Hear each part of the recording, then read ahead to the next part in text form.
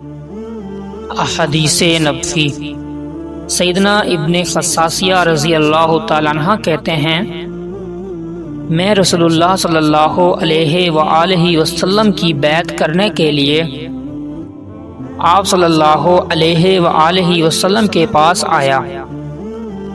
آپ صلی اللہ علیہ وآلہ وسلم نے مجھ پر یہ شرطیں عائد کر دیں، یہ گواہی دینا کہ اللہ تعالیٰ کے سوا کوئی معبود برحق نہیں ہے، اور یہ کہ محمد صلی اللہ علیہ وآلہ وسلم اس کے بندے اور رسول ہیں۔ نماز قائم کرنا، زکوٰۃ ادا کرنا، حجۃ الاسلام ادا کرنا، رمضان کے روزے رکھنا، اللہ کے راستے میں جہاد کرنا۔ میں نے کہا، اے اللہ کے رسول، یہ جو دو چیزیں جہاد اور زکوٰۃ ہیں نا، ان کی مجھ میں طاقت نہیں ہے، کیونکہ جہاد کے بارے میں لوگ کہتے ہیں کہ جو وہاں سے پیٹھ پھیر جاتا ہے وہ اللہ تعالیٰ کے غضب کے ساتھ لوٹتا ہے، اس لیے میں ڈرتا ہوں کہ کہیں ایسا نہ ہو کہ میدان جہاد میں میرا نفس گھبرا جائے اور موت کو ناپسند کرنے لگے۔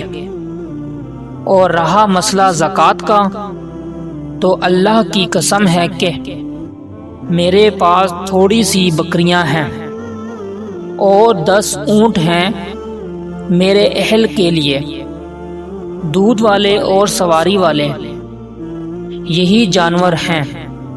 یہ سن کر رسول اللہ صلی اللہ علیہ وآلہ وسلم نے اپنے ہاتھ کو بلند کیا اور اس کو حرکت دی اور فرمایا، اگر جہاد بھی نہ ہو اور زکوٰۃ بھی نہ ہو تو پھر تو جنت میں کیسے داخل ہوگا؟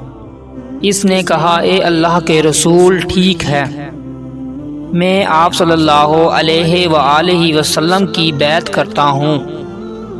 پھر میں نے ان سب امور پر آپ صلی اللہ علیہ وآلہ وسلم کی بیعت کی۔